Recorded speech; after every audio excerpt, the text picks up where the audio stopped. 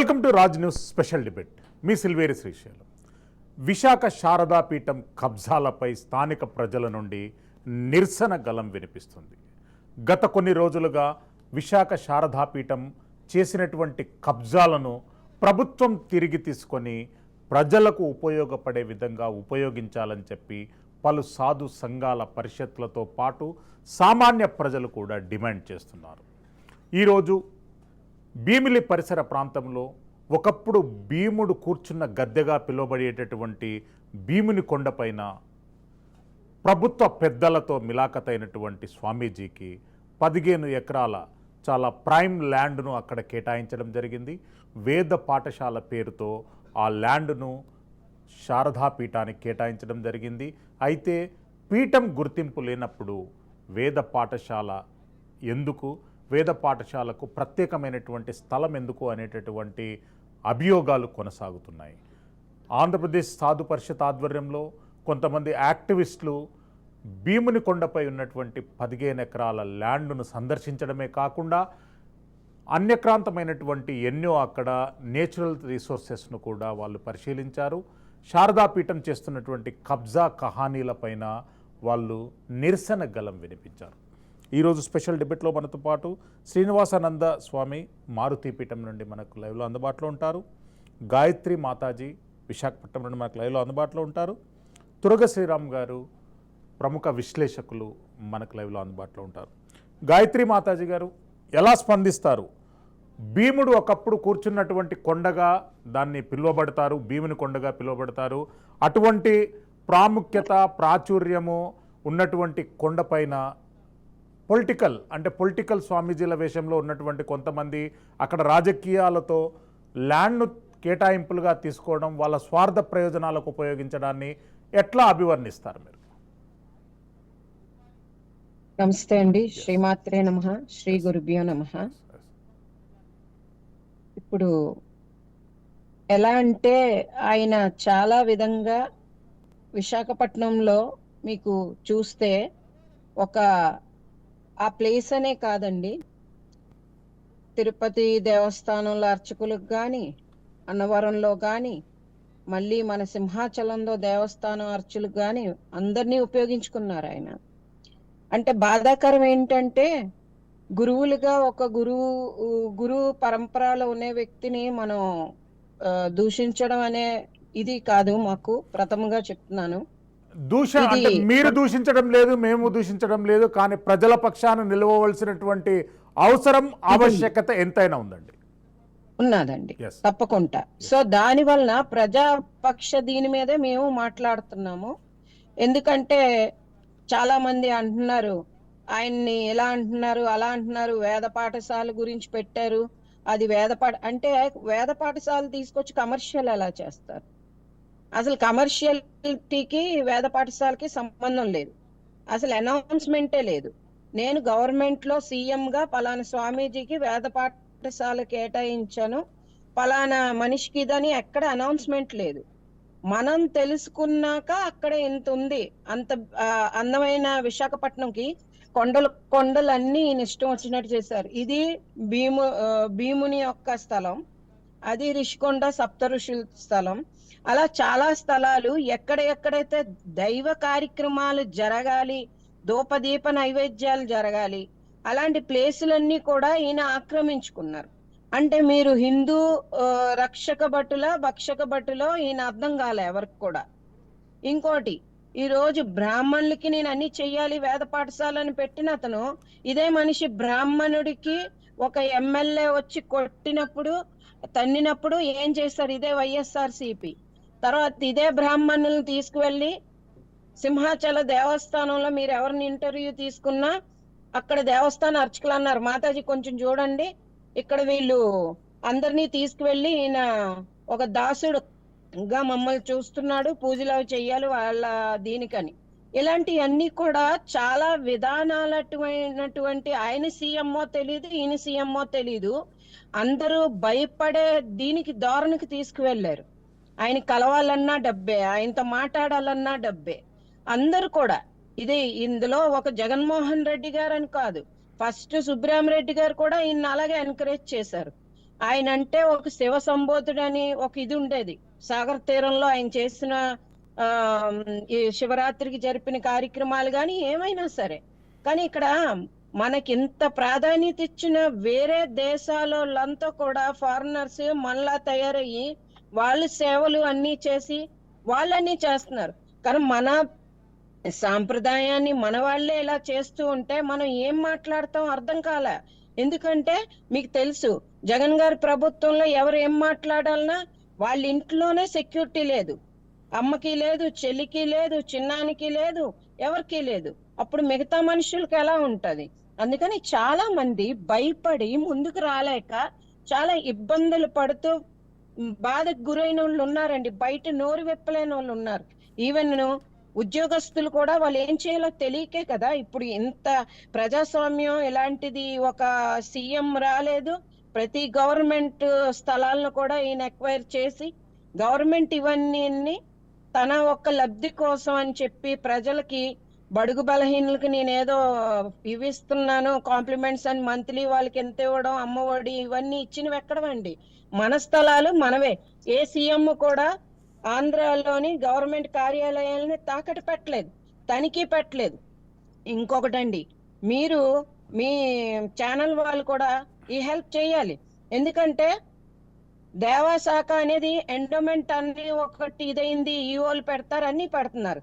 కానీ ఇలాగే చర్చిలు నడుస్తున్నాయి, అలాగే చర్చిలో ఫండ్స్ ఉన్నాయి, సిబిడిటి అప్రూవల్స్ ఉన్నాయి, 3512 ఏసీలు ఉన్నాయి, ఏటీజీలు ఉన్నాయి, ఎఫ్సిఆర్ ఫండ్స్ వస్తున్నాయి.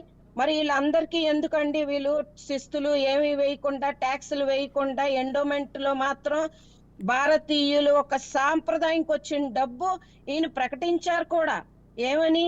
20,000 రూపాయలు పాస్టర్లకి ఒక కారు ఇస్తాడట, ఇల్లు ఇస్తాడట. ఎవరి సొమ్ము ఇదంతా? దేవుడి సొమ్ము, ఇదంతా శక్తి సొమ్ము, ఇదంతా నారాయణుడి సొమ్ము, ఇది భూమి సొమ్ము, భక్తుల సొమ్ము అండి. అందరూ ముడుపులు కట్టుకొని ఎన్నో కష్టాలు పడి వెంకన్న బాబుకు మేము ఈ ముడుపు చెల్లించాలని ఉండిలో వేస్తే అక్కడ వచ్చిన వాళ్ళు పాలు ఇవ్వకుండా, నీళ్ళు ఇవ్వకుండా, పిల్లలతో బాధలు పడిన వాళ్ళకి కూడా హింసించేవారు. ఇంకా అందరు అనేవారు ఏంటమ్మండి స్వామివారిని చూసి ఆనందపడ్డానికి వెళ్ళాలో, వీడు అరాచకం చూడడానికి. అలా ఎంతమంది విప్తారండి? అందుకే ఓడించారు, అన్ని చేశారు, దాని యొక్క ఫలితం కూడా ఉంది. కానీ ఈ స్వామీజీ మాత్రం చాలా అరాచకాలకు పాల్పడ్డారండి, చాలా తప్పులు చేశారు. ఈయన ప్రజాస్వామ్యాన్ని ఆడుకున్నారు, భక్తి భావాన్ని ఆడుకున్నాడు, అన్నిటిని ఆడుకుని ఈయన ఏం సాధించారు ఈ రోజు చెప్పుకోవాలి అంటే అందరూ బాధపడిందే ఈ విషయం. గాయత్రి మాతాజీ గారు, అంటే భీముని కొండకున్నటువంటి చరిత్రాత్మకమైనటువంటి ప్రాధాన్యత ఏంటి? విశాఖ శారదా పీఠానికి పెందుర్తి పరిసర ప్రాంతాల్లో భారీ ఆశ్రమం ఉంది, అక్కడనే ఖాళీ స్థలాలు, ఎకరాల స్థలంలో ఖాళీ స్థలాలు ఉన్నాయి. అక్కడ కార్యక్రమాలు నిర్వహించకుండా కొత్తగా భీముని కొండ, చరిత్రాత్మకమైనటువంటి భీముని కొండపై స్వరూపానంద సరస్వతి గారి కళ్ళు పడడానికి కారణం ఏంటి? అది వ్యాపారేక్షణ, లేదు అంటే భక్తి ఉంది అక్కడ? సార్, ఆయనకి భక్తి ఉన్న చోట ఈ రోజు వరకు బ్రాహ్మణులకి ఏమైనా చేశారండి? భక్తి ఎక్కడుందండి? ప్రతి కొండ మీద వీళ్ళు కన్ను పడింది. ఋషికొండ, సప్త ఋషులు తపస్సు చేశారు, పంచలింగాలు పైన ఉన్నాయి. కింద మీరు చూస్తే ఋషికొండ దగ్గర ఇప్పటికి కూడా ఆలయానికి ప్రాధాన్యత ఉందండి. మీరు నైట్ ఒక పాత్రలో నీళ్లు పాత్ర పెడితే అక్కడ అభిషేకం నీరు మార్నింగ్ ఉంటుందండి. ఆ గుడికున్న ప్రాధాన్యత చాలా ఉంది. కానీ ఈ రోజు నేవీ గాని అన్నిటికి ఆనవాయితీ అదే ఋషికొండ. పూర్వంలో ఈ లైట్ హౌస్ లో ఏమీ లేవండి. Indian naval anything from Indian navy వాళ్ళకి తెలిసిందా మనం వచ్చేసాం విశాఖపట్నం బార్డర్ కి అనేది ఉండేదండి. ఆ తర్వాత ఆ కొండను కూడా వీళ్ళు స్వాధీనం చేసుకున్నారు.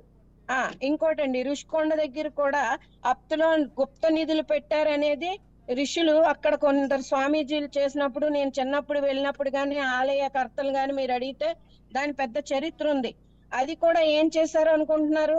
నిధులు తీసి అవన్నీ వేసి దానిలోని వచ్చింది స్వామి, ఆ స్వామి వారికి ఎప్పుడు చెయ్యాలని వాళ్ళు పెట్టిన గుప్త నిధులు కూడా జగన్ గారు తీశారనేది ఒక ఇది ఉంది, ఆరోపణ ఉన్నది. కానీ అక్కడ ఆలయ వాళ్ళు కానీ ఆ చుట్టుపక్కల వాళ్ళు ఏం చెప్పలే, అందరినీ వీళ్ళు నోరు మూయించారు. ఈవెన్ రోజా గారు కూడా ఇన్ని మాట్లాడింది ఆవిడ. మహిళా సాధికారత అంటే ఏంటి? సీఎం ఏం మాట్లాడినా ఎవరు ఏం మాట్లాడినా ప్రజలకు ఉపయోగపడాలి. ఆవిడికి టూరిజం ఇస్తారు. ఏ లేడీ అయితే మాట్లాడలేదో అలాంటి వాళ్ళకి ప్రజల్లోకి వెళ్ళి వాళ్ళ సంక్షేమాలు చూడలేదు వాళ్ళకి ఇస్తారు పోస్టులు. ఇగో ఇలాంటి స్వామీజీకి అక్కడ పంచపాండవులు తపస్సు చేసిన ప్లేస్ చాలా చాలా ప్రాధాన్యత, ఎనర్జీస్ ఉన్న ప్లేస్ అండి. తొట్లకొండ అనగా మన విశాఖపట్నం ఈ రోజు సస్యశ్యామలంగా ఉంది. ఉదూదొచ్చినా ఒక హెల్త్ ఏమీ అవ్వలేదు, ఏ లాస్ అవ్వలేదు. అలాంటిది అక్కడ నరసింహుడు ఉన్నాడు. అలాంటి చోట వీళ్ళు కన్నెరేసి ప్రతి కొండ మీద వేశారు. మీకు ఇంకా ఇది ఒక్కటే వచ్చిందేమో, అలాంటివి మీకు తెలియలేంది. కొందరు బినామీల మీద చాలా అక్కడ జరుగుతున్నాయి కన్స్ట్రక్షన్స్. అవి వాటి మీద ఎవరు స్పందించలేదే, వాటి మీద ఎవరు ఏం చేయలేదే. అవన్నీ ఇప్పుడు బయటికి రానివి చాలా ఉన్నాయి మీ దగ్గరికి. ఇది వచ్చింది ఋషికొండ భీమునిపట్నం మాత్రం వచ్చింది. భీమేంద్రుడు అక్కడ ఉండవలసిన ప్లేసు, తపస్సు చేస్తున్న ప్లేసు, ఆయన పాదాలు ఉన్న ప్లేసు. అలాంటి ప్లేసుల గురించి ఒక ఋషితత్వం ఉండేవాళ్ళు గాని, సాధుతత్వం ఉండేవాళ్ళు గాని, గురుతత్వం ఉండేవాళ్ళు గాని వనకాలండి. ఈయనకి ఆ వణుకేం లేదు. ఈయనంతా ఏంటంటే adopted Christian son and he is the father of adopted Christianity. Only the meaning is parallel, but these people are doing this thing. అయితే దీనికి కావాల్సింది ఏంటంటే ప్రతి మనిషి కూడా చైతన్యం అయ్యే ఉన్నాడు, కానీ బయటకు చెప్పుకోలేని స్థితిలో చాలా మంది చాలా కోల్పోయిన స్థితి ఉంది. కానీ ఈ రోజు నేను ఎలక్షన్ ముందు కూడా మాట్లాడాను. నాకు చాలా మంది మీడియా వాళ్ళు ప్రశ్నించారు, జగన్ గారు ఇది, జగన్ గారు అది. బాబు ఈ ముడుపులన్నీ మనవే బాబు, మీరేదో ఆలోచిస్తున్నారు. నెక్స్ట్ ఈ ముడుపులన్నీ మనవేరా బాబు, ఆయన ఇచ్చిన 15,000 20,000 మీకు అర్థం కావట్లేదు. ప్రతి మనిషి మీద 3 లక్షల రూపాయలు అప్పు పెట్టాడు ఆంధ్రప్రదేశ్ లో. అదే ఈ డబ్బు రేపొద్దున ఇంకొక ప్రభుత్వం వచ్చింది అనుకో, ఆడు మళ్ళీ ఇంకొకటి వేస్తాడు. ఎక్కడో ఒక దగ్గర ఏ పన్నో జారీ చేసేస్తాడు. అక్కడ కూడా ఒక పేదోడే పోయాడు తప్ప గొప్పడు మధ్య తరగతోళ్ళు పోతారు. గాయత్రి మాతాజీ గారు మళ్ళీ వస్తాను మీ దగ్గరికి. మనతో పాటు శ్రీనివాసానంద స్వామి, మారుతిపీఠం నుండి శ్రీనివాసానంద స్వామి గారు జాయిన్ అయ్యారు. శ్రీనివాసానంద స్వామి గారు, శారదాపీఠం అక్రమాలపై ప్రజల నుండి నిరసన అనేది వ్యక్తమవుతుంది. ప్రజలు స్వచ్ఛందంగా శారదాపీఠం అన్య అక్రమాలపై పోరాడుతున్నారు. మీరు ఎలాంటి పిలుపునిస్తారు శ్రీనివాసానంద స్వామి?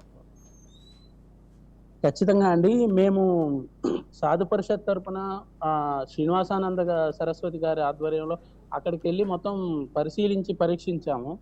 అయితే చూసినప్పుడు మాకేం తెలిసిందంటే, నామ్స్లో నిబంధనల్లో కొన్ని పెట్టి అధికారుల్ని కూడా భయపెట్టి అధికారులను మభ్యపరిచి ఆ నిబంధనలన్నీ టిటిడి నిబంధనలన్నీ తుంగలో తొక్కి వాళ్ళకి కావాల్సిన విధంగా పర్మిషన్స్ అన్ని తీసుకొని అక్కడ కట్టడాలు నిర్మించారండి. చూడండి, ఇప్పుడు ఒక పీఠం అంటే ఒక ఆధ్యాత్మిక భావన, ఆ నామ్స్లో ఉన్న ఒక పీఠాధిపతి అంటే, ఒక స్వామి అంటే వాటికి సంబంధించిన కొన్ని మనోభావాలు, మనస్తాపాలు ఇలాంటివన్నీ కూడా చాలా ఉంటాయి. కానీ అక్కడ జరిగింది ఏంటంటే, తిరుమల తిరుపతి దేవస్థానం స్వామివారి నిబంధనలకు విరుద్ధంగా అధికారుల సాక్ష్యంగా చేశారు. అక్కడ చూడండి, రాజగోపురానికి మించి ఎత్తైన కట్టడం, ఆ రాజగోపురాన పరిసరాలు ఎక్కడా కూడా కట్టకూడదు. మనం అట్లాంటిది కింద పునాదుల నుంచి లెక్కేస్తేనే 7 అంతస్తుల ఎత్తు కనపడుతుంది ఆ బిల్డింగ్. ఇంకొకటి ఏంటంటే, ప్రపంచ దేశాలు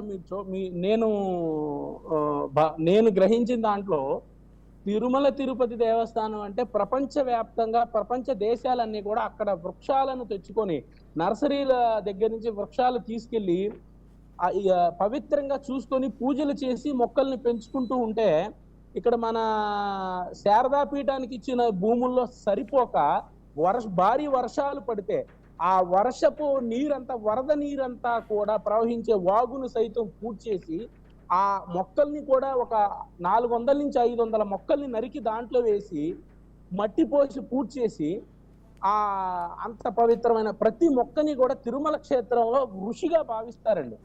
హిందూ ధర్మాన్ని ఆచరించే ఎవరైనా సరే ఆధ్యాత్మిక భావనలో ఉండే ఏ సాధువు అయినా ఎవరైనా సరే అక్కడ తిరుమల క్షేత్ర పవిత్రతని ఆ స్వామివారి ఆ స్వామివారి సేవలో తరించే విధంగా చేస్తారు, కానీ ఈ విధంగా అనేది ఎవరు చేయరండి. ఇంకోటి ఏంటంటే, నేను మాతాజీ గారు చెప్పారు, స్వామి అందరికీ జై శ్రీరామ్ అండి. ఈ టీవీ చూస్తున్న ప్రేక్షకులందరికీ కూడా జై శ్రీరామ్. అయితే 15 ఎకరాల భూమి ఆయనకి ఏ విధంగా అనేది కేటాయించారనేది అధికారులు, ఆయన గతంలో ఏమైనా వేద పాఠశాల పెట్టున్నారా, నిర్వహించున్నారా, లేదా వేదాలు చెప్పే విధానం ఏమైనా అలవరుచుకొని ఉన్నారా, గతంలో ఏమైనా ఇలాంటివన్నీ జరిగిన ఏమి ఎంక్వైరీ చేయకుండా నామ్స్లు దాని నిబంధనలు నామ్స్ ఏం తెలియకుండానే ఆయన నేను వేద పాఠశాల కట్టిస్తాననగానే పర్మిషన్ ఇచ్చేశారు. మళ్ళీ దాన్ని కమర్షియల్ గా చేసుకుంటాననగానే మళ్ళీ దానికి పర్మిషన్స్ ఇచ్చారు. అంటే అక్కడ ఉన్నయ్యా, ఏం చేశాడా లేదా, అసలు గత అనుభవం ఉందా లేదా, ఎంతమందికి అన్నదానం చేశాడు, ఎంతమంది పేద విద్యార్థులకి వేదం నేర్పించారు, ఎంతమందికి ఈయన ధర్మపరంగా ధర్మ కార్యక్రమాలు ఏమేం చేశాడు, ఎక్కడెక్కడ చేశాడు. ఇప్పటిదాకా గత గవర్నమెంట్ లో ఎన్నో దేవాలయాలు కూల్చేశారు, ఎన్నో దేవాలయాలకి భ్రష్టు పట్టించారు, దేవాలయాలని విగ్రహాలు విరగొట్టారు, రథాలు తగలబెట్టారు. ఇలాంటి వేటిల్లో స్పందించకుండా సింహాచలం ఒక్కరోజు వెళ్ళి ఆ సింహాచలంలో జరిగిన ఆయన ఇలా చెప్పటం, మరి కూల్చిన గుళ్ళ గురించి ఎందుకు మాట్లాడలేదు? మీరు హిందూ ధర్మమే కదా, మీరు ఆధ్యాత్మిక భావనలోనే ఉన్నారు కదా, ఒక స్వామీజీ కదా, పీఠాధిపతి కదా. అట్లాంటప్పుడు ఈ 5 ఏళ్లలో మీరు ఎన్ని దేవాలయాలు నిర్మించారు? ఇప్పటికీ కూడా శిథిలావస్థకి చేరుకున్న పురాతన 100 సంవత్సరాల దేవాలయాలు ఎన్నో ఉన్నాయి. ఈ 15 ఎకరాల కొన్ని కోట్ల విలువ చేసే భూమిని మీరు ఇట్లా హిందూ ధర్మాన్ని నేను ఈ విధమైన సేవలు చేస్తానని నామ్స్లో పెట్టి గవర్నమెంట్ని నమ్మించి మీరు చెప్పినట్టుగా కూడా అధికారులని మీరు ఏదంటే అది దానికి పర్మిషన్ ఇచ్చినప్పుడు మీరు నేను విమర్శగా అనేది కాదని మీరు చేసిన సేవలు ఎన్ని గుళ్ళు కట్టారు, ఎంతమందికి అన్నదానం చేశారు, గతంలో పేద విద్యార్థులకు ఎంతమందికి వేదాలు నేర్పించారు అనేది నేను ఇప్పుడు మీకు తెలుస్తుంది కదా, మీ దగ్గర ఉంటాయి కదా మీరు చేసినవన్నీ. ఈ 15 ఎకరాల భూమిని తీసుకున్నారు, దాంట్లో ఏం చేశారు, ఏం చేయబోతున్నారు అనేది ప్రజలకు చెప్పచ్చు కదా. గాయత్రి మాతాజీ గారు, వైఎస్ జగన్మోహన్ రెడ్డి గారి పరిపాలనలో మొత్తం ఆంధ్రప్రదేశ్ రాష్ట్రంలో 1468 దేవాలయాలపైన దాడులు జరిగాయి. ఏ ఒక్కరోజు కూడా స్వామి స్వరూపానంద సరస్వతి పత్రికా సమక్షంలో కానీ ప్రజల సమక్షంలో కానీ దాడులను ఖండించలేదు. ఎందుకు? సిస్టమ్ మీద మ్యూట్లో ఉన్నది మాతాజీ, అన్మ్యూట్ చేయండి. ఇప్పుడు ఆయన పరిపాలనలో అంటే మీకు చెప్పొచ్చో చెప్పకూడదో, కానీ నేనైతే చెప్పేస్తా. ఆయన పరిపాలనలో ఆంధ్రప్రదేశ్లో అంటే క్రిస్టియానిటీని డెవలప్ చేశారు ఈయన దగ్గరుండి. మీకు ఇంకొక విషయం ఏంటంటే ఏయులో కూడా ఒక వీసీ గారు కలిసి ఒక క్రిస్టియన్ ట్రస్ట్ చర్చ్కి సంబంధించిన స్టూడియో ఓపెన్ చేయించారు. అదే కాకుండా దీని మీద శ్రీనివాసానంద స్వామీజీ చాలా సార్లు వీళ్ళ మీద ఈ 5 సంవత్సరాల్లోని నోరు విప్పగా దాడులు చేశారు. రివర్స్ గా దేవస్థానాల గురించి ఆయన పాకులాడుతుంటే ఆయన రౌండప్ చేయడం, ఆయన అటాక్ చేయడం, ఇలా చాలా జరిగినాయండి. అప్పుడు కూడా స్వరూపానంద్ గారు జగన్ గారికి కానీ జగన్ గారు మనుషులకు కానీ చెప్పలేదు, మీరు స్వామీజీల మీదకి వెళ్ళకూడదు, బ్రాహ్మణుల మీదకి వెళ్ళకూడదు, మీరు అహింస ఇది మా హిందూ తత్వం మీద చేయకూడదు అని చెప్పారండి. చెప్పారా ఏ రోజైనా? చెప్తే కన్ఫర్మ్ గా చేసి ఉండేవాడేమో. అప్పుడు ఈయనకి వేద పాఠశాలలు గుర్తు రాలేదు, శిథిలావస్థకి వెళ్ళిన ఆలయాలు గుర్తు రాలేదు, ఏమీ రాలేదు. ఓన్లీ ఏంటంటే మనం బ్రిటిష్ పరిపాలనలో ఉన్నామండి. బ్రిటిష్ పాలనే జరుగుతుంది ఇప్పుడు. ఎందుకంటే వాళ్ళు వచ్చారు, పునాది వేసి వెళ్ళారు, క్రిస్టియన్స్ అయ్యారు. మొహమ్మద్ గజనీ లాంటి వాళ్ళు వచ్చారు, పునాది వేసి వెళ్ళారు, ముస్లిమ్స్ అయ్యారు. కానీ అందరూ కూడా ఈ రక్తం అనేది అందరూ మర్చిపోయారు. సో దానికి మనం వెలుపులకు తీసుకురావడానికి చూస్తే మోడీ గారు లాటోలనో లేకపోతే వేరే వేరే వ్యవస్థలనో వీళ్ళు పట్టించుకోవట్లేదు. ఇది ఏంటంటే ఇక్కడ మెయిన్ ఇలాంటి స్వామీజీలు ఉండబట్టే ఆంధ్రప్రదేశ్ లో మీకు తెలుసు ఎన్నో మంది మీద అత్యాచారం చేశారు. ఒక స్వామీజీని కూడా చిత్తూరులో చంపేశారు. ఇవన్నీ జరిగినవి బయటకు వస్తే అక్కడ ముస్లాం ఉంటే ఆ ముసలామిని కూడా లోపల పెట్టి డోర్లు వేసి నువ్వు బయటకు వచ్చి మాట్లాడుతూ ఊరుకో అంటే శ్రీనివాసానంద స్వామి వారికి వినపం వచ్చింది. అలా ఇలాంటి స్వామీజీలు ఉన్నారు. ఇలాంటి వాళ్ళని గవర్నమెంట్ పిలిచి బాబు మీరు సాధు సంతులండి, ఆంధ్రప్రదేశ్ లో ఈ స్వరూపానంద కాకుండా మంచి మంచి సాధువులు ఉన్నారండి, వీళ్ళందరినీ పిలిచి కూర్చోబెట్టి మీరు ఎండోమెంట్ కి ఏమేం చెయ్యండి, శిథిలావస్థకి వెళ్ళిన ఆలయాలను ఏమైనా చెయ్యండి, మేమంటే సీఎంలు మేము చేయలేము, ఇది మీ వ్యవస్థ మీరు డెవలప్ చెయ్యండి అని ఆయుర్వేదం, యోగా, నేచురోపతి ఈరోజు ఇంటర్నేషనల్ లెవెల్లో అందరూ మన దగ్గరికి వచ్చి నేర్చుకుంటున్నారండి. ఇలాంటి ఏ సీఎం చేయరు.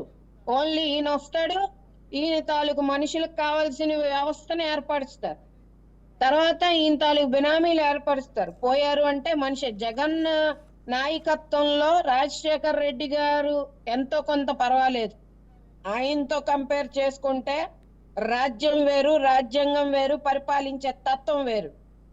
ఎస్ మాతాజీ, మళ్ళీ వస్తాను మీ దగ్గరికి. మనతో పాటు శ్రీనివాసానంద సరస్వతి స్వామి వారు అయ్యారు. స్వామీజీ నమస్కారం అండి. నమస్తే అండి. స్వామీజీ, మీరు ధర్మ పరిరక్షణ గురించి పోరాడుతున్నారు. గత కొంతకాలంగా మీరు ధర్మ పరిరక్షణ గురించి మీరు చేయని త్యాగాలంటూ లేవు. ఈరోజు అధర్మ పరిరక్షణకు, అధర్ములకు మద్దతు పలికే కొంతమంది ఒక సమావేశం పెట్టారు విశాఖపట్నంలో. ఏంటి ఆ సమావేశ సారాంశం ఏంటి? శ్రీశైలం గారు, మీకు, మన రాజ న్యూస్ ప్రేక్షకులకు, అలాగే గాయత్రి మాతాజీకి, మన శ్రీనివాస స్వామికి, ప్యానల్లో ఉండే వాళ్ళకి నమస్సుమాంజలి తెలియజేసుకుంటూ, శ్రీశైలం గారు పాపం స్వరూపానంద తాలూకా నిజస్వరూపం ఇంకా హిందూ సమాజానికి, ఆ బ్రాహ్మణ సంఘాలు చెప్పుకునే ఈరోజు విశాఖపట్నంలో కూర్చునే వాళ్ళకి అర్థం కావడం లేదేమో, లేకపోతే వీళ్ళు కూడా ఏమైనా స్వామి దగ్గర ఏమైనా కక్కుర్తి పడి లాలూచి పడ్డారా, వాళ్ళ దగ్గర ఏమైనా అమ్ముడిపోయారా అని బాధ కలుగుతుందండి. వాళ్ళు ఏం మాట్లాడారంటే, ఒకసారి వేద పాఠశాలలు అడ్డుకుంటున్నారు, హిందుత్వానికి వేద పాఠశాలలు, ఆశ్రమాలు, యజ్ఞాలు, హోమాలు చేసేటటువంటి బ్రాహ్మణులకి పొట్టకొట్టేస్తున్నారు, ఆశ్రమాలు మూసేయమంటే ఎలాగా, సీజ్ చేసేయమంటున్నారు, సీజ్ చేసేస్తే అక్కడ ఉండేటువంటి ఉపాధి పోతుంది. రకరకాలుగా ఇంతకుముందు సింహాచల దేవస్థానం భూములు ఆక్రమణ చేస్తే మీరు ఏమయ్యారు, లేకపోతే ఇంకొక దగ్గర అర్చకుల మీద ఏదో భయభ్రాంతులకు గురి చేస్తే మీరు ఏమయ్యారు, ఈ శ్రీనివాసానంద, ఈ ధార్మిక సంఘాలు, లేకపోతే సాధు పరిషత్ సభ్యులు ఏమయ్యారని ఏదో మాట్లాడించాడు ఆయన. శ్రీశైలం గారు, ఈ సంఘాలు కాషాయం కట్టుకునే వాడికి కులం ఏంటండి? కాషాయం కట్టుకునేవాడు జాతీయానికి అంటే హిందుత్వానికి చెందిపోతారు. మీకు తెలియదు కాదు. నా కర్మన నా ప్రజయ ధనేన త్యాగే నైకో అమృతత్వ మానసు. అటువంటి కాషాయం కట్టేమంటే మొత్తం హిందూ సమాజానికి చెందిన వ్యక్తులుగా మారిపోతాం, హిందూ బంధువుగా మారిపోతారు, అంతే మారిపోతాం. అది శ్రీశైలం గారు. అటువంటిది ఈ రోజు కూర్చొని మా బ్రాహ్మణులకి ఎవడు అన్యాయం చేస్తున్నాడు, స్వరూపానంద చేస్తున్నటువంటి కాషాయ బట్టలు వేసుకొని తప్పు చేస్తున్నాడయ్యా, ఇది తప్పు, ఆశ్రమాలకి అందరికీ చెడ్డ పేరు వస్తుందని, స్వామీజీలు అందరికీ కలంకం వస్తుందని మేము బాధపడి తిరుమల క్షేత్రంలో అయ్యా వాళ్ళు ఇచ్చినటువంటి ఏదైతే టీటీడీ బోర్డు ఇచ్చిన 5,000 ఎస్ఎఫ్టి స్థలాన్ని కాకుండా పక్కనే 2,150 ఎస్ఎఫ్టి ఆక్రమణ చేశాడని తిరుమల వారే చెప్పారు. దాన్ని జగన్మోహన్ రెడ్డి ఎంతో ప్రేమతో రెగ్యులేట్ చేశారు ఆయనకి. దాన్ని టీటీడీ వాళ్ళు ఏమో ఒప్పించి భయపెట్టి బలవంతంగా ఆ ఆక్రమణ స్థలాన్ని కూడా ఆయన నోటిఫై చేసుకున్నాడు. పోనీ సరే అయిపోయింది. ఆ పక్కనే వాగు ఉందయ్యా, పెద్ద పెద్ద వర్షాలు పడేటప్పుడు తిరుమల కొండల మీద నీరు మొత్తం ఆ వాగు గుండే వెళ్తుందయ్యా, అది 80 అడుగుల వాగు. ఆ వాగుని ఆ పక్కనే దాదాపుగా 7-8 మఠాలు ఉన్నాయి. ఎవరు వాగు వైపు కనీసం అంగుళం స్థలం కూడా ఆక్రమణ చేయలేదు, గౌరవించారు. కానీ ఈ స్వామి, ఈ దొంగ స్వామి ఏం పట్టుకుందయ్యా, ఈయనేమో ఆ వాగుని 60 అడుగులు కప్పేసి 20 అడుగులు మాత్రమే ఉంచాడు. ఆ పక్కనే ఉండేటటువంటి విలువైన తిరుమల క్షేత్రంలో ఉండేటటువంటి ఆ వృక్షాలని దైవాంశ సంభూతులుగా, ఋషులుగా భావించేటటువంటి ఆ వనదేవతలు ఆ వృక్ష సంపదను నాశనం చేశాడయ్యా. 60 అడుగులు గ్రావెల్ పోసేసి 20 అడుగులు అక్కడ పార్కింగ్ స్థానం వెనక్కి ఏదైనా రావడానికి ఉంచి 40 అడుగులు అందులో వాగులో కట్టాడయ్యా. రేపు ఏదైనా వరదలు వచ్చి వర్షాలు విపరీతంగా కురిసి రేపు వర్షాకాలంలో విపరీతం వర్షాలు రావచ్చు. గతంలో తిరుమలలో పెద్ద వర్షాలు పడేటప్పుడు మొత్తం కొండల మీద జలం ఎలా ప్రవహించిందండి శ్రీశైలం గారు? ఎంతగా ప్రవహించింది? బోరున పెద్ద వాటర్ ఫాల్స్ తలపించేటట్టుగా కొండల మీద నీరు మొత్తం ప్రవహించింది. అలాంటి సమయంలో ఆ మఠంలో ఉండేటువంటి గదుల్లోకి నీరు పోతుంది. 80 అడుగులు ప్రవహించాల్సినటువంటి వాగు 20 అడుగుల్లో ఎలా వెళుతుంది? అసలు టీటీడీ వాళ్ళు కేవలం 4 అంతస్తులకు మాత్రమే పెర్మిషన్ ఇస్తే 6 అంతస్తుల వద్ద కట్టి ఇది టీటీడీ చట్టాలను ఉల్లంఘించాడు ఈయన. సరే, వాగును కూడా కప్పేశాడు టీటీడీ వాళ్ళ ప్రేమతో. 6 అంతస్తులకి కూడా జగన్మోహన్ రెడ్డి ఆయన బినామీగా ఉన్నాడు కాబట్టి ఈయన ఆడిందే ఆట పాడిందే పాటగా 6 అంతస్తులు కూడా ఇచ్చేశారు. కానీ బాధాకరం ఏంటంటే రాజగోపురం కంటే తిరుమల వెంకటేశ్వర స్వామి రాజగోపురం కంటే అక్కడ ఏ కట్టడాలు ఎత్తు ఉండకూడదు అంతకంటే. కానీ దౌర్భాగ్యం, రాజగోపురం కంటే ఎత్తుగా కట్టాడు. ఇది ఎంత బాధాకరం. వెంకటేశ్వర స్వామి కంటే గొప్పదా విశాఖ శారదాపీఠం? వెంకటేశ్వర స్వామి కంటే గొప్పవాడా విశాఖ ఈ శారదాపీఠ స్వామి? ఏం టిటిడి అధికారులు కళ్ళు మూసుకొని నిద్రపోతున్నారా? ఇంత దారుణమా? మీరు ఎంత దీనిగా వ్యవహరిస్తారా? ఇంత అవినీతిగా వ్యవహరిస్తారా? ఎవడైనా సామాన్యుడు ఆర్ఎన్బి చోట్లో ఇల్లు కట్టేస్తే తోసేస్తారే రాత్రి మీద గుడిసెలు వేస్తే.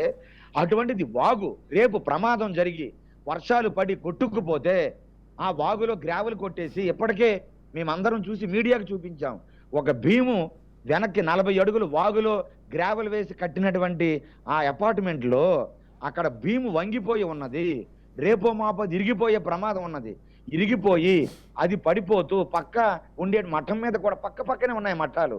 కనీసం టీటీడీ ఏం గుడ్లప్పగించి చూస్తున్నారు అర్థం కాదు.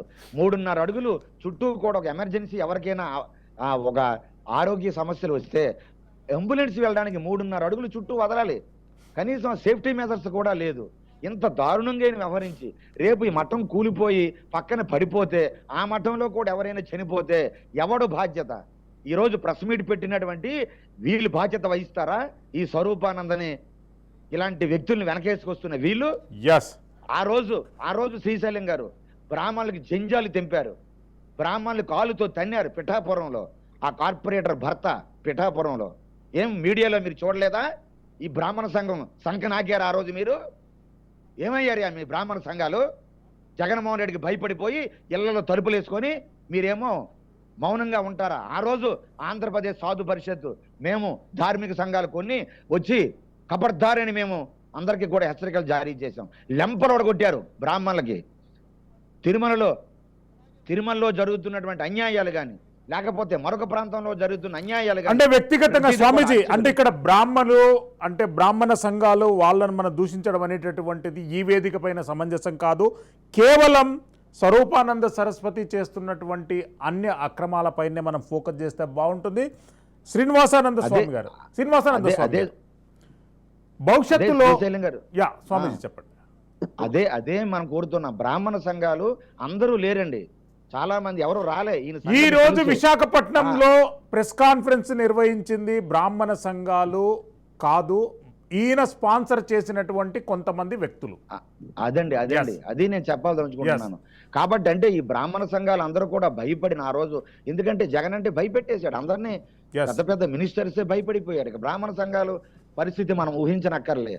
ఆ రోజు కూడా మేము తిరుగుబాటు చేసి యుద్ధం చేశాం, మీకు తెలియదు కాదు. కాబట్టి మాకు బ్రాహ్మణులు మా సోదరులు, బ్రాహ్మణ అర్చకులు, పురోహితులు అందరూ మా ఆత్మీయులు. వాళ్ళ కోసం ఎటువంటి త్యాగాలకైనా ఎప్పటికైనా మేము సిద్ధమే. అది మేము అర్థం చేసుకోమంటున్నాం. కాబట్టి ఈ విధముగా ఈరోజు ఏదైతే మన భీమునిపట్నంలో ఉందో అది భీముడు తపస్సు చేసిన ప్రాంతం. ఒకప్పుడు భీముడు అక్కడ పంచపాండవులు ఉండే ప్రాంతం.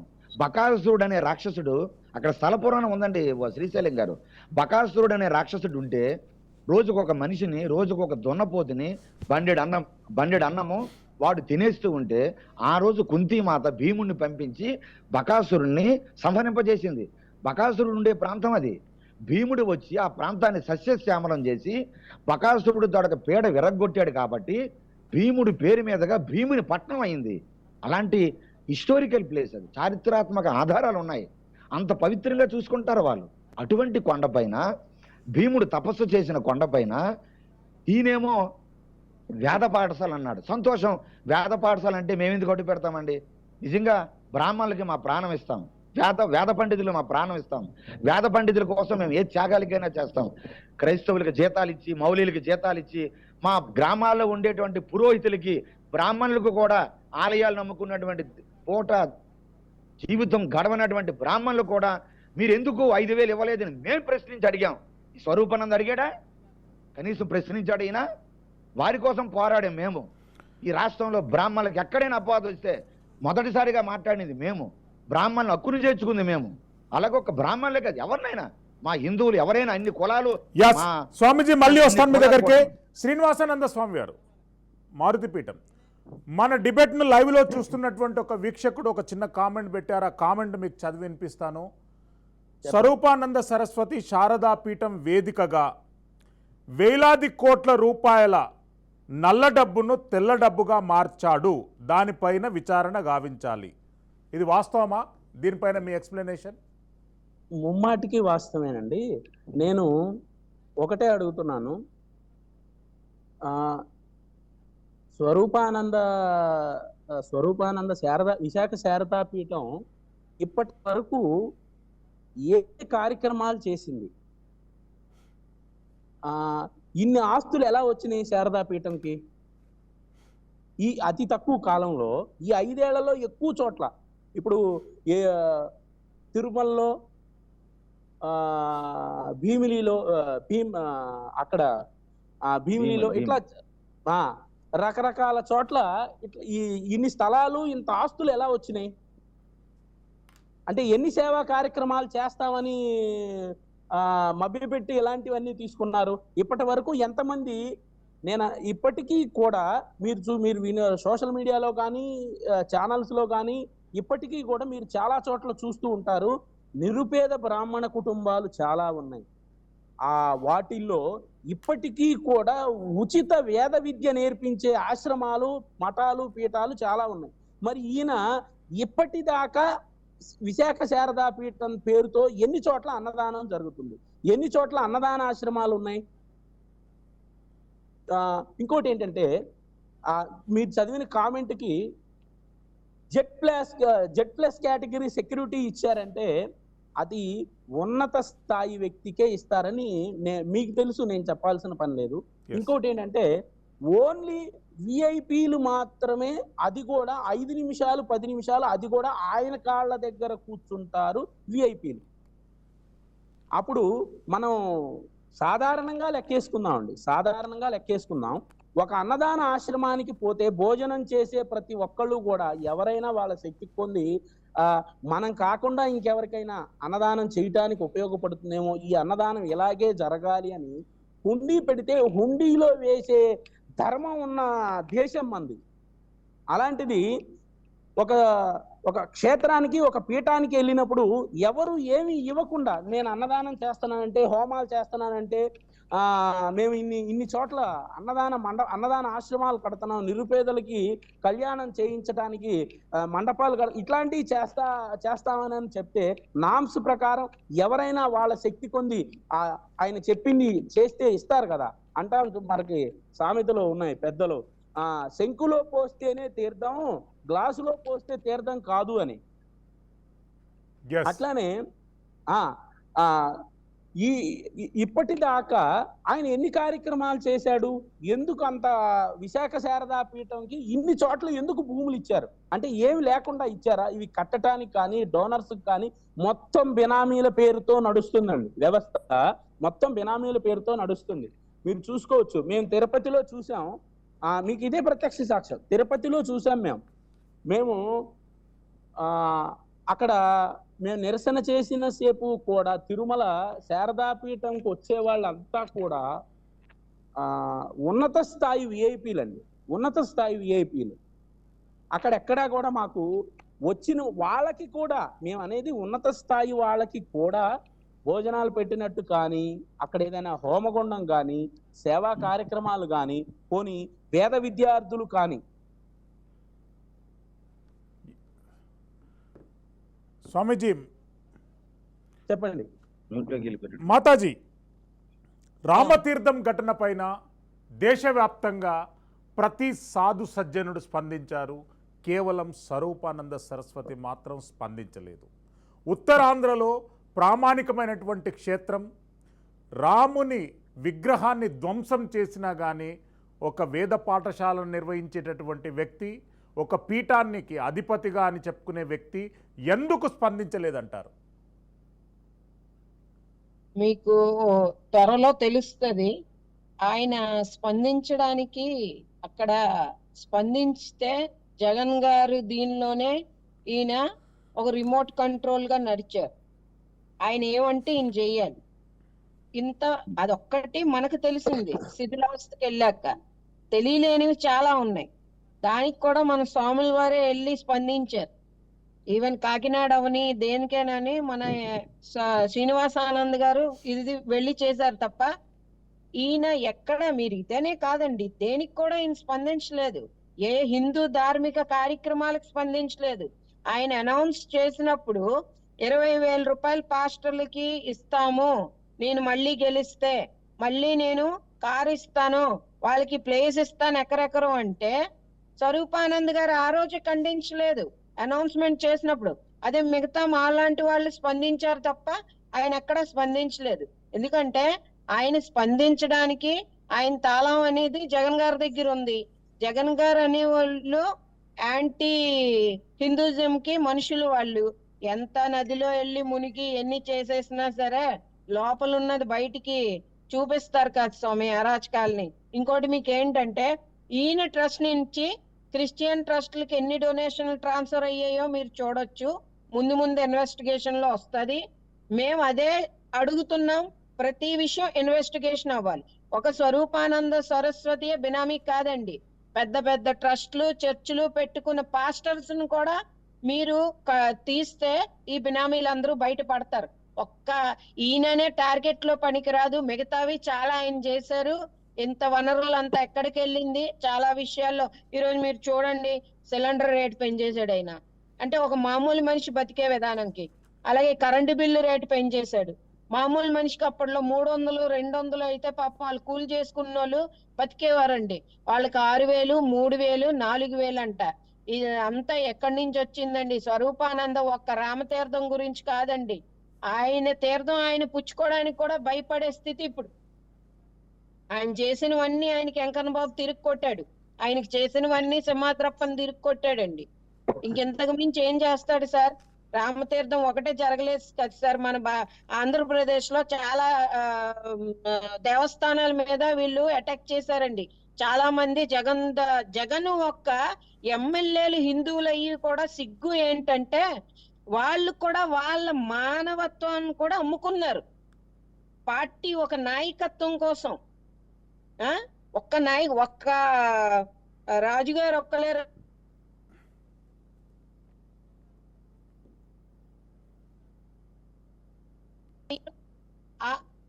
అలాంటి వ్యక్తిని మాత్రం వీళ్ళు పట్టుకొని నానా ఇది చేశారండి.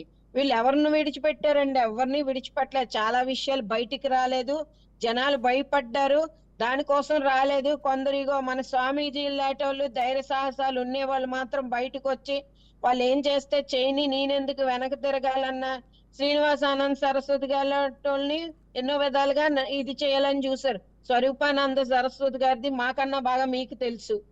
ఎందుకంటే మీరు అందరినీ చూస్తున్నారు, ఎవరెవరు ఏం కౌంటర్ ఇస్తున్నారు, ఎవరెవరు ఏం మాట్లాడుతున్నారు.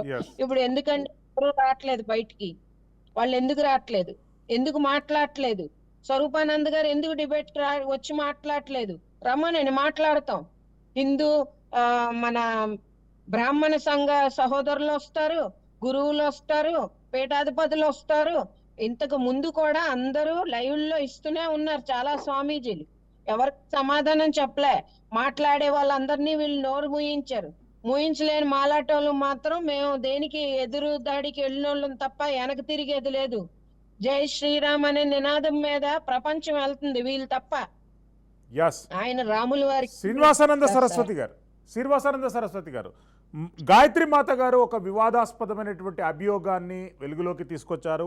శారదా పీఠం నిధులు క్రైస్తవ మత సంస్థలకు బదిలీ అయ్యాయి అనేటటువంటి చాలా కాంట్రవర్షియల్, చాలా వివాదాస్పదమైనటువంటి అభియోగం. ఇది ఏంటి, వాస్తవమా?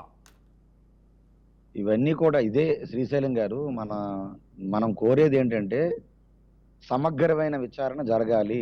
సిబిఐ కానీ సిఐడి కానీ, అలాగే మన మన ఆదాయ పన్నుల శాఖ, దాన్ని ఇన్కమ్ ట్యాక్స్ డిపార్ట్మెంట్ ఏది ఉంటుంది కదా, ఐటీ డిపార్ట్మెంట్, ఈరోజు ఇన్ని 100 కోట్ల రూపాయలు ఈయనకి ఎలాగ వచ్చాయి? ఇవన్నీ కూడా ఈయన ఆశ్రమం తరపున మాతాజీ గారు అనేటట్లుగా కొన్ని క్రైస్తవ సంఘాలకి వెళ్ళారని చాలా మంది బాహాటంగా మాకు చెబుతూ ఉన్నారు. అలాగే ఈ శారదాపీఠం తరపున ఉత్తరాంధ్ర జిల్లాలలో మొత్తం ఎమ్మెల్యేలకి జగన్ తాలూకా వచ్చినట్టు పంపించిన డబ్బు ఈయన పీఠం నుంచే వెళ్ళింది, పంపకం జరిగింది. ప్రతి ఎమ్మెల్యేకని కూడా ఒక అపవాదం ఉన్నది, వినికిడి కూడా మాకు ఉన్నది. కాబట్టి ఒకటి కాదు అనేక, ఈరోజు పాపం ఉత్తరాంధ్రలో చాలా మందికి తెలియదు, ఆ కొండపైన భీమిలి కొండపైన ఉండేటువంటి ఆ 15 ఎకరాలు ఆయన చిన్నస్వామి స్వాత్మానంద, మేము ఆ లెటర్స్ కూడా మీకు ఇస్తాం, రేపో మైపో అన్ని కూడా కూర్చుని పెట్టి మాట్లాడతాం. ఆయన మీకు వాణిజ్య ప్రకారం కమర్షియల్ గా మేము వాడుకుంటామని కోరారు. ఆశ్రమానికి వేద పాఠశాలకి తీసుకున్న భూమిని కమర్షియల్ గా మీరు వాడుకుంటామని కోరడం ఏంటండి? ఆశ్రమంలో కమర్షియల్ అనే మాట వస్తుందా శ్రీశైలం గారు? రాకూడదు. ఎక్కడైనా మనం చూసామా? సేవ చారిటీ దృక్పథంగానే ఉండాలి. అంతేకాదండి, మరి వీళ్ళు మేము కమర్షియల్ గా వాడుకుంటాం అంటే మేఘాల మీద అసెంబ్లీలో చర్చ జరిపించేశారు. ఇది మేము ప్రశ్నిస్తున్నాం. వేద పాఠశాలకి మేము అడ్డు కాదు, అక్కడ అన్నదానాలకి మేము అడ్డు కాదు, ధర్మ కార్యాలకి మేము అడ్డు కాదు. నిజంగా ఈ విశాఖపట్నంలో శారదాపీఠం తరపున మీరు మంచి పనులు చేస్తే స్వాగతిస్తాం మేము. కానీ మీరు ఎవరన్నా మోసాలు చేసి మీకు యజ్ఞాలు చేస్తే ఇది అయిపోతుంది, డబ్బులు లాగేయడం, గుంజేయడం, ఒకటేంటండి అన్ని వ్యక్తిగతమైనటువంటి పూజలు, వ్యక్తిగతమైనటువంటి ప్రలోభాలు, మొత్తం సెటిల్మెంట్లు, మొత్తం దందాలు, సింహాచల దేవస్థానం భూములు ఎక్కడెక్కడ ఉన్నాయో చెప్పి రకరకాలుగా కృత్యాలు. ఒకటేంటండి, ఈ మొత్తం ఆయన కర్మ సిద్ధాంతం ఎవరు అతీతులు కాదు శ్రీశైలం గారు. ఇవన్నీ కూడా ప్రతి ఒక్కరికి అర్థం కావాలి. రానున్న రోజుల్లో ఈ కూటమి ప్రభుత్వం తప్పనిసరిగా ఆనాడు ఏదైతే డేరా బాబా మీద ఆశ్రమం మీద కేంద్ర ప్రభుత్వం విచారణ జరిపిందో, అలాగే ఇంకొక ఎవరో స్వామి ఉన్నారు ఆయన ఉత్తరాది, ఆయన కూడా ఇలాగా ఈయన పైన కూడా మొత్తం విచారణ కూలంకుషంగా జరగాలి. జరగకపోతే ఈ అపవాదు కాషాయం కట్టుకుని అందరి మీద పడిపోతుంది, ఆశ్రమాల మీద పీఠాల మీద పడుతుంది. దానికి ఈయన వల్ల సమాజానికి నష్టం కలుగుతుంది. శ్రీశైలం గారు, స్వామి శ్రీనివాసానంద స్వామి గారు, స్వరూపానంద సరస్వతి గారి బాధితులు బొబ్బిలి పట్టణంలో 2 ఫిర్యాదు చేశారు. హైదరాబాద్లో 4, విశాఖపట్నంలో 3 వారికి అన్యాయం జరిగిందని ఫిర్యాదులు చేస్తున్నారు. కానీ పోలీసులు కేసులు నమోదు చేసుకోవడం లేదు. మీరు ఎలాంటి డిమాండ్ చేస్తారు? ఇది హిందూ ధర్మాన్ని మనం అనుసరించి చేస్తే ఏంటంటే అండి, అన్యాయం జరిగింది అని చెప్పి అన్యాయం జరిగిందని బాధపడే వాళ్ళకి అంటే చాలా వరకు బాధితులలో రాజశ్యామల యాగం నిర్వహిస్తామని చెప్పి డబ్బులు తీసుకొని వారికి రాజశ్యామల యాగం నిర్వహించలేదు, డబ్బులు తిరిగి ఇవ్వలేదు. డబ్బులు అడిగినటువంటి వారిని గన్మ్యాన్లను చూపించి బెదిరించారనేటటువంటి అభియోగం ఉందండి. అట్లా జరిగి ఉంటేనేంటంటే అండి, వాళ్ళకి ఖచ్చితంగా న్యాయం జరగాలి. ఎందుకంటే ఇప్పుడు మనం కష్టపడకుండా ఒక రూపాయి కూడా రాదు. ఒక కార్యక్రమం చేస్తాము అంటే దైవ ముహూర్తం దైవానుకూలంగా చేస్తామని మన ప్రామాణికంగా హిందూ ధర్మం ప్రకారం చెప్పినట్టే ఆ చెప్పిన కార్యక్రమం ఏదైతే నిర్వర్తించలేదో ఆ నిర్వర్తించినప్పుడు వాళ్ళకి న్యాయం చేయటం అనేది ధర్మం. ఇంకోటి ఏంటంటే ఇప్పటి వరకు ఇందాక శ్రీనివాసానంద సరస్వతి గారు, మాతాజీ గారు ఇట్లా బ్రాహ్మణ సంఘాలు ఇట్లా సమావేశం అయ్యారని చెప్పని అన్నారు. నేను దాని మీద ఒకటి మాట్లాడదలుచుకున్నాను. ప్లీజ్. ఒక ఒక ఒక పల్లెటూరులో ఒక చిన్న మీరు మళ్ళీ village లో- బ్రాహ్మణ సంఘాలు అని చెప్పి ఒక దానికి కోడింగ్ ఇవ్వకండి. కేవలం శారదా అదండి, పీఠము, స్వరూపానంద సరస్వతి వ్యక్తిగత మనుషులు. ప్లీజ్. అంతే, బ్రాహ్మణ సంఘాలు కాదు. వ్యక్తిగత సంఘాలు. నాకు నేను అదే చెప్తున్నా అండి, వ్యక్తిగత సంఘాలు ఆయన మనుషులు, Yes. బ్రాహ్మణ సంఘాలుగా చెప్పుకునే ఆయన మనుషులు. నేను అంటే బ్రాహ్మణ చెప్తున్నానండి, సంఘాలు అనే వర్డ్ నే మనం తీసేద్దాం ప్లీజ్. Yes. తీసేద్దాం. అయితే స్వరూపానంద ఆయన సరస్వతి మనుషులు అంటే బాగుంటుంది. స్వరూపానంద సరస్వతి గారి మనుషులు చెప్పేది ఏదైతే ఉందో, ఇప్పటికీ కూడా దైవ సేవ గాని, దైవ పూజ గాని, మనకి హోమం గాని, కళ్యాణం కానీ ఏది చెయ్యాలన్నా కూడా గుర్తొచ్చేది మనకి పురోహితులండి. అయితే చిన్న చిన్న పల్లెటూరుల్లో వాళ్ళు మాట్లాడే వాళ్ళకి చెప్తున్నాను నేను, చిన్న చిన్న పల్లెటూరుల్లో నిత్య నైవేద్యం పెట్టే చిన్న చిన్న చిన్న పురోహితులకి వాళ్ళ నైవేద్య భుక్తి కింద వాళ్ళకి ఇచ్చేది ఎంత అండి? చాలా తక్కువ అండి, చాలా తక్కువ. అయినా కూడా దైవం మీద ప్రేమతో, దైవభక్తి మీద ఉన్న వాళ్ళకి విశ్వాసంతో, దేవుడి మీద నమ్మకంతో ఆ కార్యక్రమాన్ని అట్లా సాగిస్తూ ఉంటారు. ఇప్పటికీ కూడా కొన్ని దేవాలయాల్లో ట్రస్టీలు ఎక్కడో ఉండి వాళ్ళకి సరిగా భుక్తి కింద సరిగా ఇచ్చినా ఇవ్వకపోయినా చేస్తూ ఉంటారు. వాళ్ళని అడ్డు పెట్టుకొని ఇట్లా సమావేశం అయ్యి మాట్లాడటం అనేది సరికాదని నా అభిప్రాయం.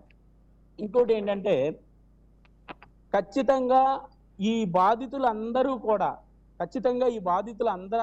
ఎవరెవరికి అన్యాయం జరిగింది, ఎక్కడ వాళ్ళు మన శారదా పీఠంకి ఎంత ఇచ్చారు ఏంటి, ఇవన్నీ ఆధారపూరితంగానే ఉంటాయండి. ఆధారపూరితంగా ఏం ఉండవు. ఆధారాలతో కనుక ఫిర్యాదు చేస్తే ఖచ్చితంగా వాళ్ళకి న్యాయం జరగాలని నేను కోరుకుంటున్నాను. ఎస్. గాయత్రి మాత గారు, మీరు చివరగా ఎలాంటి డిమాండ్ చేస్తున్నారు? రాష్ట్ర ప్రభుత్వం, కేంద్ర ప్రభుత్వంను మీరు ఎలాంటి డిమాండ్ చేస్తున్నారు? క్రిస్టియన్ చర్చిల మీద కానీ, మిగతా మతాలు ఏవైతే వీళ్ళు ఇచ్చేస్తున్నారో కులాలని, మతాలని ఎస్పెషలీ వ్యతిరేకిస్తూ అందరినీ విడమర్చి రాజకీయం ఇప్పటి వరకు చేసింది. అందరికి కూడా సమపాలంగా ఎండోమెంట్ లో తీసుకోవాలి, చర్చిలు కూడా తీసుకోవాలి, హిందూ టెంపుల్స్ తీసుకోవాలి, మస్జిద్లు తీసుకోవాలి. అందరినీ సమపాలంగా ఎండోమెంటే దీని కార్యాచరణకి ముస్లిం కేటాయిస్తారో, క్రిస్టియన్ మాతాజీ, జనరలైజ్డ్ డిమాండ్స్ కాకుండా స్పెసిఫిక్ డిమాండ్స్ శారదా పీఠం గురించి మీరు ఏం డిమాండ్ చేయబోతున్నారు? శారదా పీఠం గురించి డిమాండ్ చెయ్యాలంటే, మిగతా గురువులకి చెడ్డ పేరు రాకుండా మాలాగా వచ్చి ఏదైనా సేవ, సమాజానికి సంబంధించినవి ఏమైనా చెయ్యాలనుకున్న మాలాంటి వాళ్ళందరూ కూడా సస్యశ్యామలంగా చేసుకోవాలి. వీళ్ళు శారదా పీఠం లాంటి వాళ్ళేనా అని చూసే చూపు రాకుండా, గవర్నమెంట్ ఇప్పుడు వచ్చిన ఎన్డీఏ ప్రభుత్వాన్ని అందరం కలిసే గెలిపించినప్పుడు వాళ్ళు దీని మీద కఠిన చర్య తీసుకోవాలి, ఎంక్వైరీ వేయాలి. ఆయనది ఎక్కడెక్కడి నుంచి డబ్బులు ఎక్కడెక్కడ వెళ్ళాయో తీయాలి, వాళ్ళ సీసీ ఫుటేజీలు తీయాలి, వాళ్ళు తిరుగుతున్న కార్లు వాళ్ళొక సెక్యూరిటీ ఇచ్చారు, వాళ్ళని ఇది చెయ్యాలి, అన్నీ చెయ్యాలి. ఇప్పుడు ఇందాక స్వామి అన్నారు, వాళ్ళ దీనికి హోమాలకి ఇచ్చినవి కూడా విక్రయాలు ఇవ్వలేదంటే, వచ్చిన వాళ్ళు మీ దగ్గర 1%, 0.5% మాత్రమే వచ్చారు. అలాంటి వాళ్ళు అక్కడ బలి అయిన వాళ్ళు చాలా మంది ఉన్నారు. అలాగే అక్కడ ఉన్న వ్యవస్థ శ్రీనివాసానంద సరస్వతి గారు, శారదా పీఠానికి హైదరాబాద్ లో ఆస్తులు ఉన్నాయి, తిరుపతిలో ఉన్నాయి, అమరావతిలో ఉన్నాయి, పెందుర్తిలో ఉన్నాయి, భీముల్లో ఉన్నాయి, 3 రాజధానుల్లో ఉన్నాయి, విజయనగరంలో ఉన్నాయి. 3 రాష్ట్రాలలో కూడా విరివిరిగా, ఈవెన్ బెంగళూరులో కూడా ఒక మఠం ఉన్నట్టు మనకు తెలుసు.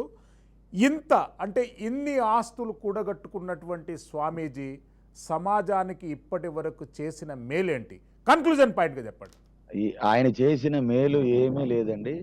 ఆ పీఠం తాలూకా ఉద్దేశం, విశాఖ శారదా పీఠం కేవలం ధనాన్ని సంపాదన చేసుకోవడం, రాజకీయ నాయకుల్ని తన వైపు తిప్పుకోవడం, వారి ఏ ఎండక గొడుగు పట్టడం, హిందూ సమాజాన్ని కాషాయం చూపించి మోసాలు చేయడం, మీకు మీ సంస్థల్ని, మీ వ్యాపారాలని కోట్లకు పడగెత్తిస్తామని, మీ వ్యాపారం ఇంకా మీరు బిలియనీర్స్ అయిపోతారని, రకరకాల యజ్ఞాలు యాగాలు మా దగ్గర చేయించుకుంటే గొప్ప స్థితికి వచ్చేస్తారని లక్షల రూపాయలు, మాకు కూడా మేము శ్రీశైలం గారు మేము సాధు పరిషత్ దృష్టికి వచ్చాయి. ఒక హైదరాబాద్లో ఒక పెద్ద ఆయన 50 లక్షల రూపాయలు తమ ఏదో ఆర్థిక ఇబ్బందులు ఉంటే మేము రాజశ్యామలతో మేము పరిష్కరిస్తామన్నారు. అలాగే విశాఖపట్నం, రాజమండ్రి, విజయవాడలో కూడా చాలా మంది బాధితులు ఉన్నారు. ఒక్కొక్కటి బయటకు వస్తాయి. కాబట్టి ఖచ్చితంగా ఇలాంటి మోసపూరితమైనటువంటి పీఠాలని బుద్ధి చెప్పకపోతే భవిష్యత్తులో పెద్ద పెద్ద పీఠాలు ఏదైతే శంకరాచార్య ఆ కంచిపీఠం కానీ, పుష్పగిరి పీఠం కానీ, లేకపోతే శృంగేరి శారదా పీఠం, ఇలాంటి పీఠాలకి కూడా అపవాదం వస్తుంది. ఎప్పటికే స్వామీజీని ఆడుకుంటున్నారు ఫేస్బుక్ లో, సామాజిక మాధ్యమాల్లో. ఈ విశాఖ ఈ శ్రీనివాసానంద సరస్వతి గారు ధన్యవాదాలు. మారుతిపీఠం శ్రీనివాసానంద స్వామికి కూడా ధన్యవాదాలు. గాయత్రి మాత గారికి ధన్యవాదాలు తెలియజేస్తున్నాం. ఏది ఏమైనా కానీ 3 రాష్ట్రాలలో అడ్డు అదుపు లేకుండా సంపాదించుకున్నటువంటి శారదా పీఠం ఆస్తులను ప్రభుత్వం వెనక్కి తీసుకొని ప్రజా ఉపయోగకరమైనటువంటి పనులకు ఉపయోగించాలని చెప్పి ఆంధ్రప్రదేశ్ సాధు పరిషత్ డిమాండ్ చేస్తుంది. రాష్ట్ర వ్యాప్తంగా కూడా నిరసన కార్యక్రమాలు కొనసాగుతున్నాయి. 3 రాష్ట్రాలలో శారదా పీఠానికి చెందినటువంటి బాధితులు పోలీస్ స్టేషన్లలో ఫిర్యాదులు చేస్తున్నారు. అసలు పోలీసులు ఎలాంటి చర్యలు తీసుకోవాలనేటటువంటి ఇండికేషన్, ఆర్డర్లు పై అధికారుల నుండి లేనందున ఎలాంటి కేసులు నమోదు చేయడం లేదు. ఈ కేసును సిబిఐ కానీ, ఈడీ కానీ స్పెషలైజ్డ్ దర్యాప్తు సంస్థలకు అప్పగించి శారదాపీఠం అన్య అక్రమాలపై విచారణ కొనసాగించాలంటని చెప్పి రాష్ట్ర ప్రజలు డిమాండ్ చేస్తున్నారు. రాజ్ న్యూస్ స్పెషల్ డిబేట్లో పాల్గొన్న వక్తలందరికీ ధన్యవాదాలు తెలియజేస్తున్నాము. Keep watching Raj news. Silveri Srisailam for Raj news.